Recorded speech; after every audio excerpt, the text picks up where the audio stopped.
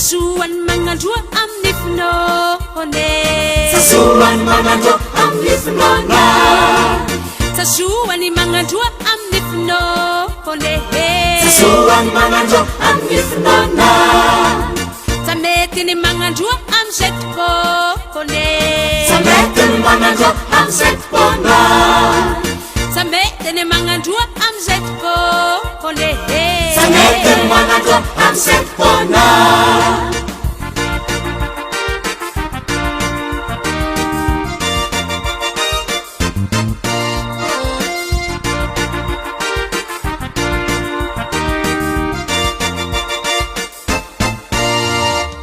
Sasuan mangandro amin'ny finoana Sasuan mangandro amin'ny finoana Sasuan mangandro amin'ny finoana Sasuan mangandro amin'ny finoana Samety ny mangandro amin'izay fotoana Samety ny mangandro amin'izay fotoana Samety ny mangandro amin'izay fotoana Samety ny mangandro amin'izay fotoana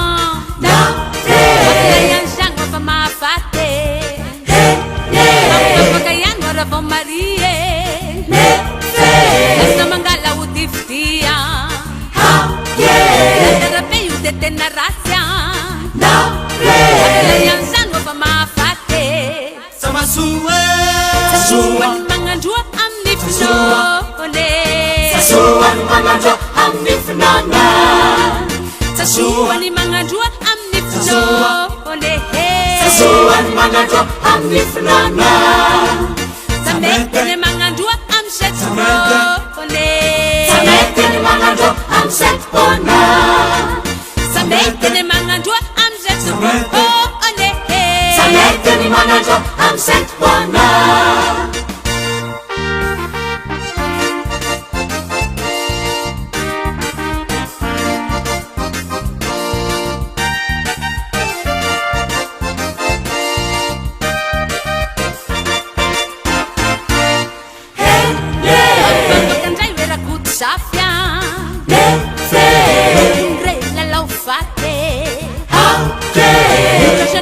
Tena champion Lay an'izany efa mahafaty Tandray rakoto safy Tondray lalao faty Razan'io de tena champion Lay an'izany efa mahafaty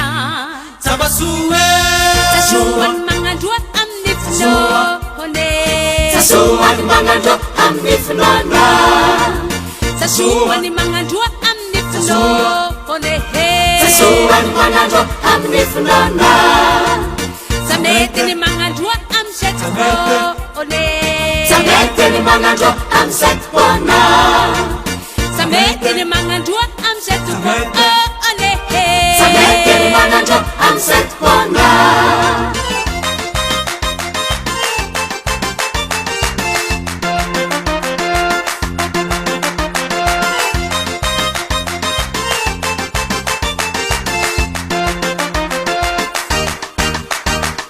Faço a sua,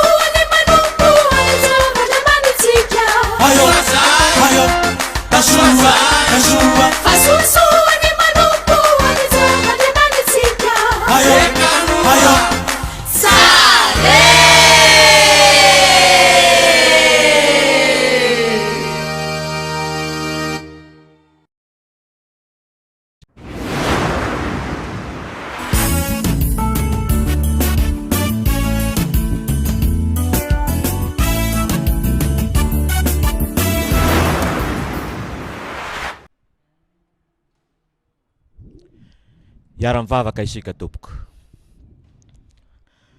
Andriamanitra ray sy zanaka ary fanahy masino, misaotra midera ary mankalaza sy manome voninahitra anao zahay noho ny fanomezanao anay ity anio ity.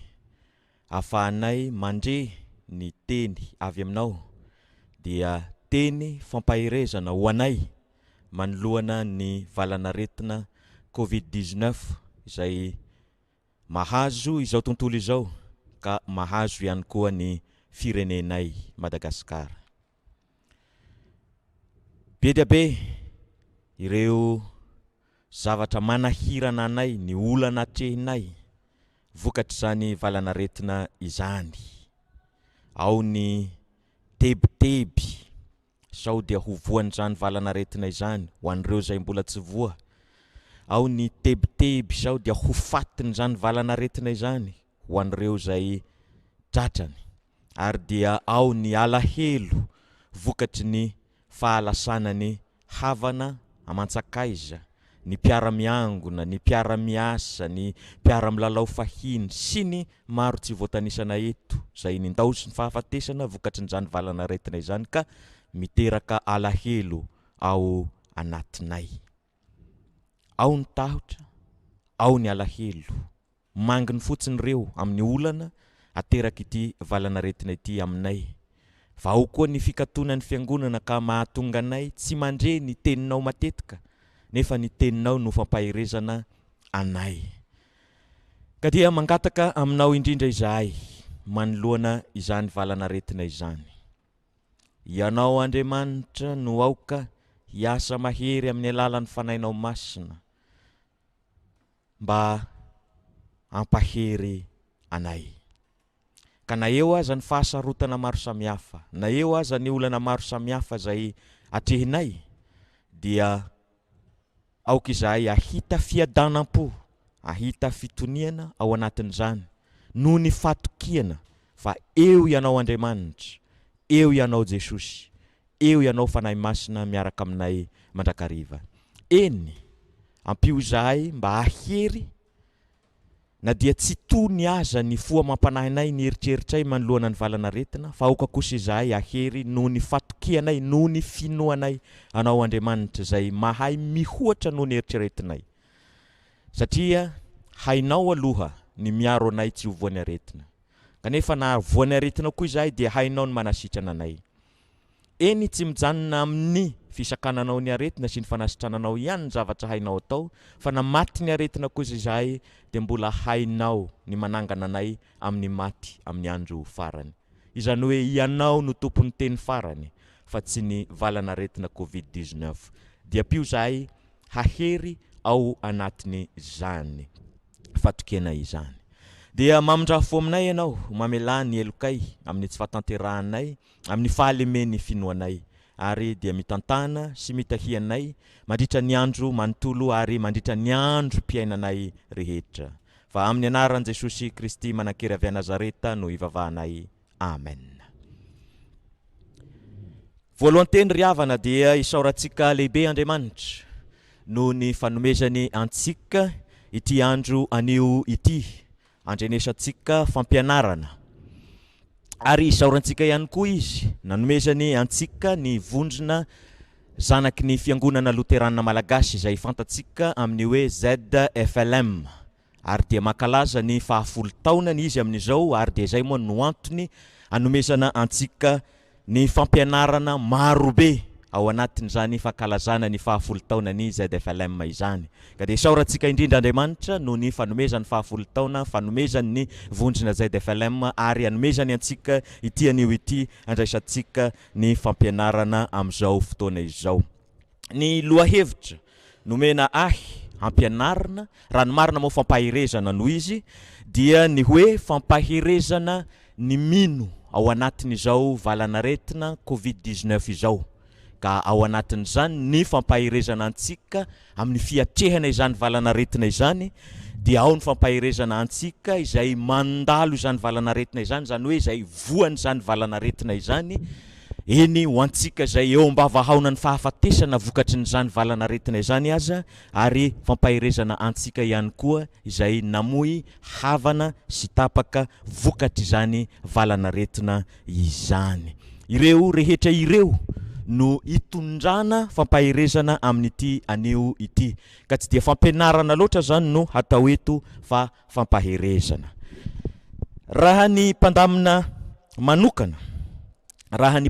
manokana dia ny safidy ny Hebreo toko 12 andenin'ny 12 hatramin'ny 14 ho tenin'Andriamanitra fanorenana izany fampahirezana izany.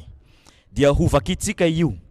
Fa izaho manokana kosa dia nifidy tenin'Andriamanitra hafa ho entiko manatanteraka izany fampahirezana antsika izany. Fa hovakitsika aloha ny Hebreo toko 12 ny andinin'ny 12 hatramin'ny 14 zay natolotry ny mpandahatra ny programma amin'ny anaran'i Jesosy. Koa atanjaho ny tanana miraviravy sy ny lohalika malemy, ary manaova lala mahitsy alehan'ny tongotrareo mba tsy hampipitsoka ny tongotry ny mandringa fa ny mba ahasitrana azy kosa. Miezaha mitady fihavanana amin'ny olona rehetra ary fahamasinana, fa izay tsy manam-pahamasinana dia tsy ahita ny tompo. Io no ten'Andriamanitra no safidian'ny mpandahatra anorenana ny fampahirezana. Fa rehefa mijery ilay tenin'Andriamanitra nefa aho dia ny antony mahatonga antsika mifampahery no tena misongadina ao. Ka dia sahirana aho zany ny hitondra ilay fampahirezana miainga avy amin'ny tenin'Andriamanitra io, satria ilay tenin'Andriamanitra dia manindry ny amin'ny tokony hifampahirezantsika amin'ny fotoana rehetra. Ka dia izay no antony anaovana izao fampahirezana izao. Fa ny tenin'Andriamanitra hoentiko mampahery antsika dia izay voasoratra ao amin'ny filazantsara araka ny Matio toko 7:20. Matio toko 7:20 dia ny andinin'ny 20 tapany B. Io no ten'Andriamanitra no fidiko zany. Matio toko 7:20 ny andinin'ny 20 tapany B zay mivako toy izao amin'ny anaran'i Jesosy. Ary indro izaho momba anareo mandrakariva ambara-pahatonga ny fataperan'izao tontolo izao. Jesosy no miteny eto. Fa alohany hitondrana ny fampahirezana ho antsika dia tiako ny miarahaba antsika rehetra tsy hankanavaka amin'ny anaran'ny Jesosy. Araka ny voalaza teo, arabaina aloha isika nahazo ny andro anio, fa arabaina ihany koa isika zanaky ny fiangonana Luteranina Malagasy noho ny fahazoana ny 10 taonany izany groupe izany. Dia miarahaba antsika rehetra satria tsy voatery ho Luteranina no mihaino izao fampianarana izao, dia arabaina tsy hankanavaka isika tsirairay amin'ny anaran'i Jesosy Kristy Tompo. Ary indro izaho momba anareo mandrakariva ambara-pahatonga ny fataperan'izao tontolo izao, hoy Jesosy tamin'ny mpianatra 120 tamin'izay fotoana izay. Indro izaho momba anareo, na koa hoe indro izaho miaraka aminareo, na azo adika koa hoe indro izaho dia eo aminareo. Indro izaho momba anareo mandrakariva ambara-pahatonga ny fataperan'izao tontolo izao, indro izaho miaraka aminareo mandrakariva ambara-pahatonga ny fataperan'izao tontolo izao, indro izaho fa eo aminareo mandrakariva ambara-pahatonga ny fataperan'izao tontolo izao. Io no nofidiko fampahirezana antsika. Satria maninona? Tandrify tokoa amin'ny fiatrehantsika ny valana retina Covid-19, satria azo atao zany ny mampiatra avy hatrany zany ten'Andriamanitra izany eo amin'ny fiainantsika manoloana ny Covid-19, ka azo atao tahaka an'izao hoe aza matahotra na aza manahy manoloana ny valana retina Covid-19, fa Jesosy dia eo mandrakariva izy. Raha mbola tsy voany ianao, eo izy. Na efa voany ianao, eo izy. Enina eo ambavahao ny fahafatesana vokatra zany aretina izany aza ianao dia matokia, fa eo izy. Eo foana izy. Ary na dia efa nilaoza ny havana mantsakay zaza vokatra zany valana retina izany, Jesosy kosa eo mandrakariva. Ny havana manjakaiza mety mandao araka ny tononkiratsika fa Jesosy kosa tsy mety mandao satria momba mandrakariva izy, miaraka amintsika mandrakariva izy, eo mandrakariva izy. Inona no mahazava-dehibe ny ilazantsika hoe eo foana Jesosy araka ny tononkira anankiray iny koa moa hoe ay teo foana i Kristy, eo foana izy, eo foana Jesosy. Inona no mahazava-dehibe ny ilazantsika fa hoe eo izy amintsika mbola tsy marary, de eo izy amintsika rehefa tratrany aretina, eo izy na mialaina isika na maty aza isika dia eo foana izy. Inona no zava-dehibe ao anatin'izany? Inona no mahatonga izany hitondra fampaherezana ho antsika, indrindra ho antsika izay mino? De zao no antony anankiray, mety ho be dehibe no antony fa anankiray de zao mahatonga antsika ho kivy, ho ketraka, ho mamoy fo amin'ny fiatrehana ny fiainana ankapobeny isan'andro isan'andro, ary amin'ny fiatrehana ity valanaretina Covid-19 ity manokana, dia ity fieveran-diso manaraka ity izay ananany maro. Fieveran-diso ananany maro momba ny maha-kristianina. Izao ilay fieveran-diso. Ny fieveran'ny olona ny maha-kristianina dia fiainana tsy misy olana.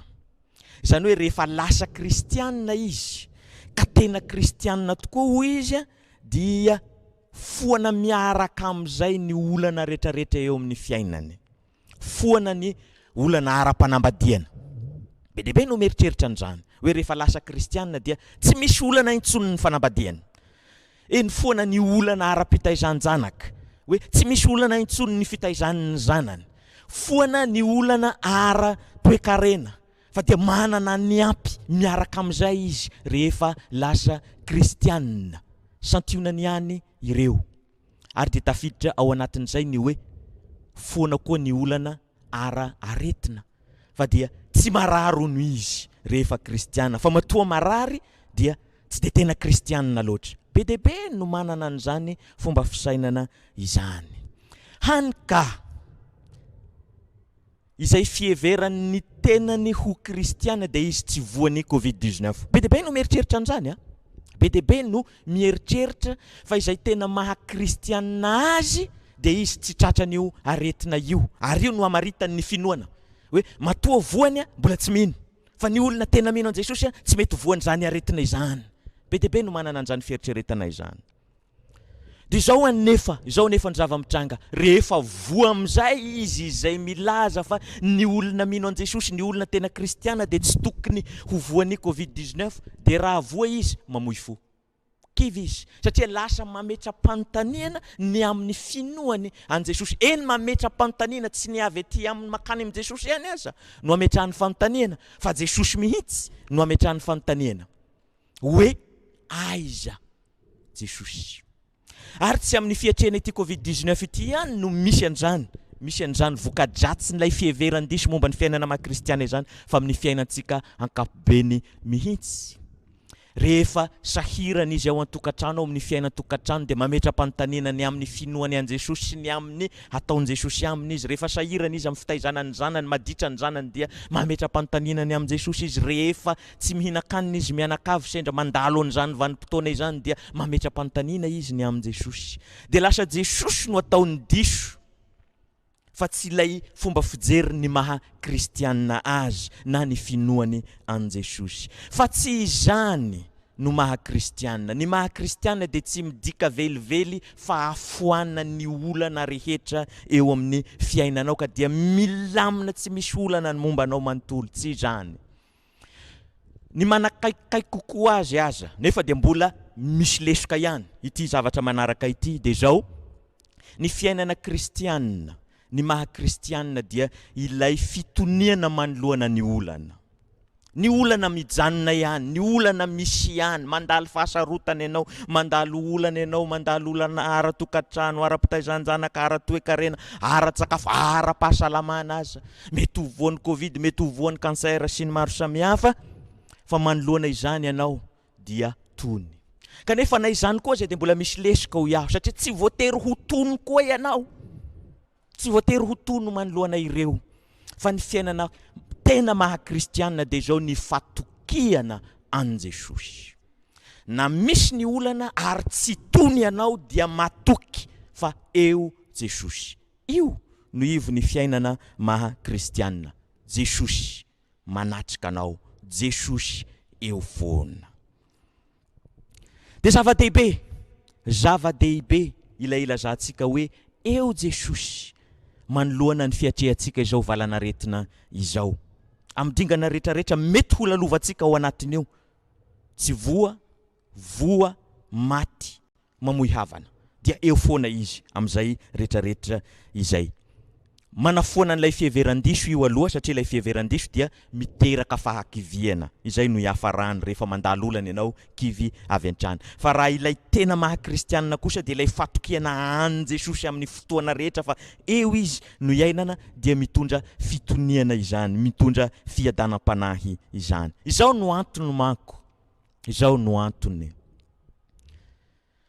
Raha amin'ilay tsy marary ihany no ilazantsika fa mahay manao zavatra Jesosy dia voafetra loatra ny maha Jesosy an Jesosy. Izany hoe ny miaro antsika tsy harary ny Covid ihany zany no hainy. Eny na ampiakarintsika kely ny degré, raha ilay mahay manasitrana antsika ihany aza no fiheverantsika an Jesosy hoe rehefa voan'ny Covid-19 tsika dia matoky fa mahay manasitrana antsika izy. Izay tena hainy tokoa. Dia mbola voafetra ny herin'i Jesosy fa mihoatra izany ny zavatra hainy Jesosy. Hainy ny miaro antsika tsy ho voa. Tena hainy io. Misaora azy rehefa tsy voa. Hainy ihany koa ny manasitrana antsika. Tena hainy zany rehefa voa isika. Fa hainy Jesosy ihany koa ny manangana anao amin'ny maty amin'ny andro farany na dia maty aza ianao. Mihoatra ny zavatra hainy Covid-19 no hainy Jesosy. Araka ny toriteny tamin'ny alahady fahaenina manaraka ny Pasaka izay ilazany Jesosy hoe aza mantahotra izay mahay mamono ny tena ozy fa matahora ilay mahay manary any amin'ny helo. Izay hainy mpanenjika ny fivavahana kristianina tao dia ny mamono ny tenanao fa tsy hainy kosa ny manome fiainana mandrakizay na manary any amin'ny helo. Andriamanitra ihany no mahay an'izay. Izany hoe mahay mihoatra Andriamanitra. Dia io no entina mampahery antsika riavana malala manoloana ny fiatrehantsika ny Covid-19. Mahay mihoatra ny vitan'ilay valana retina Jesosy fa hainy hatramin'ny manangana ny maty amin'ny andro farany. Dia izay fahaizan Jesosy izay no ametrahantsika ny fitokisantsika aminy. Ka dia azo atao tokoa, azo atao tsara tokoa ary noho izany ny mangataka amin Jesosy, mangataka amin'ny fiarovana fa hainy izany tsy salasalana. Ary izy eo raha teo. Dia azo atao tokoa ary ny mangataka aminy fanasitranana. Fa hainy izany ary izy eo. Fa na mihoatra noho izany aza ny zava-misy vokatry ny Covid-19 dia matokia fa tsy ny Covid-19 no tompony teny farany ny amin'ny fiainantsika fa Jesosy irery ihany. Ary dia hainy koa ny mampionina antsika. Eny, mampalahelo tokoa. Mampalahelo tokoa ny zava-misy amin'ny fikarakarana, amin'ny fanatanterahana ny adidy amin'ireo havantsika izay indaosy ny fahafatesana ao anatin'izao fihibohana izao. Fa misy aza ny tsy mahita ny havany maty mihitsy fa defa izy efa vita levona no heno. Ary io marary. Tena marary zany hoe tsy mahita ny olona akaiky anao. Alevina zany. Tena marary ho an'ny sain'ny olombelona izany raha tsy resaka fa tsy ny lafiny ara-psikolojia isika. Tena mangirifiry izany. Fa eo anefa Jesosy. Io Jesosy izay eo io koa dia mbola afaka manala, manampy antsika ao anatin'izany alahelo izany. Ary afaka miara-dalana amintsika. Io moa ny tena zava-dehibe. Io ny tena zava-dehibe amin'ny fiainana kristianina nge ilay fiarahan Jesosy lalana amintsika mandrakariva. Malahelo isika dia miara-mipetraka amintsika, miara-malahelo amintsika eo izy. Izany hoe mananamana miara-malahelo amintsika. Mananamana miara-marary amintsika. Mananamana miara-mangirifiry amintsika isika noho ny fisian'i Jesosy izay eo. Ka dia matoky ary minoa an Jesosy ao anatin'izao valanaretina izay mianjady amintsika izao. Ary dia esory ho lavitra antsika koa ilay fieveran-diso izay miteraka fangirifiriana be any anatintsika any aza. Fa raiso ilay finoana marina izay atolotry ny fanahy antsika mba hananantsika filaminan-tsaina. Raha ohatra ka atolotry ny fanahy antsika izay, fa ny zava-dehibe dia ny ananantsika fitokiana finoana an Jesosy ilay efa nandresy ny fahafatesana. Amen. Mbola hivavaka isika. Misaotra anao mandrakariva izay ry Andriamanitra ray sy zanakary fanahy masino noho ny fanomezanao anay izany teninao ho fampahirezana anay izany. Toky ho anay tokoa ny mahaeo anao mandrakariva Jesosy eo. Ary dia miaraka amin'izany mahaeo anao zany moa no mahaeo ny ray, mahaeo koa ny fanahy. Miara-dalana aminay mandrakariva. Ka manoloana ny valanaretina dia matoky izay fa azonao atao ny miaro anay. Nefa navoany aretina koa izay dia matoky izay fa afaka manasitrana ianao. Enina tsy sitrana azy izay dia matoky fa miara-dalana aminay ianao amin'ny fahafatesanay ka hanangana anay amin'ny andro farany. Eny manoloana ireo fahalasana ny hava malalanay dia matoky izay fa eo ianao mampionina anay, miara malahelo aminay ary dia mampahery anay mandrakariva. Ary dia tena tokonay tokoa fa tsy ity valanaretina ity no tompony teny farany amin'ny fiainanay fa ianao Jesosy. Dia ataovy matoky izany izay hanananay faharetana, hanananay faherezana, fiononana mandrakariva amin'ny fanarahana anao sy eo amin'ny fiainanay isanandro isanandro. Fa amin'ny anaranao Jesosy Kristy manakery avy a Nazareta no ivavahanay. Amen.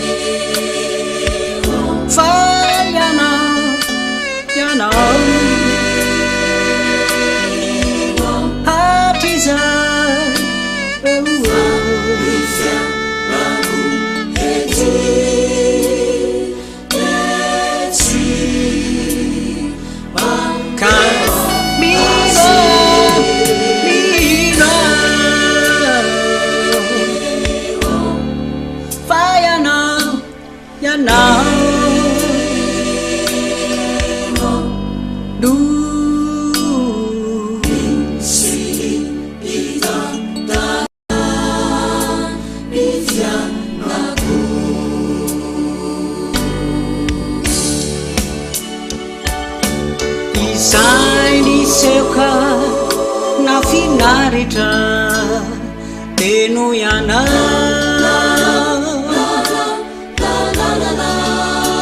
ratukanisy divoninahitra teo ana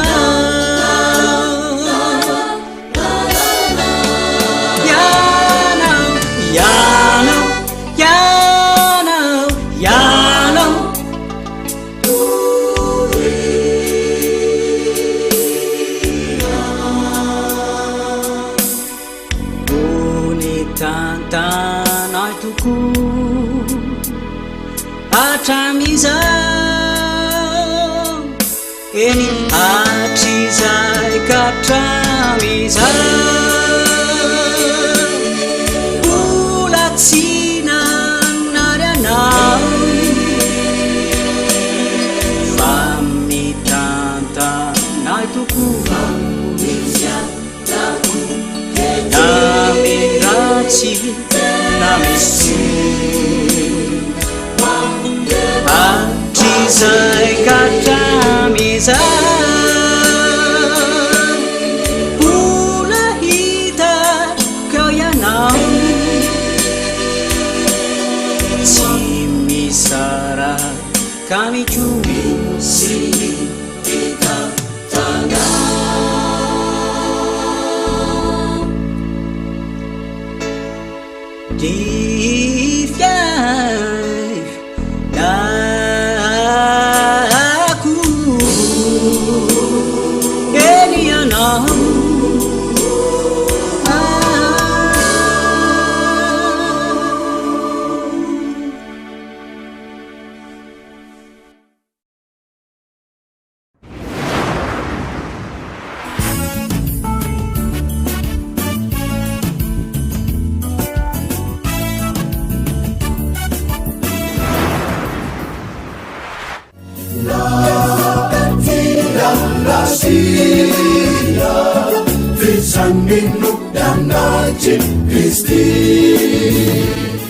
ary aoka isika ifampandinika hampandroso ny fitiava sy ny asa tsara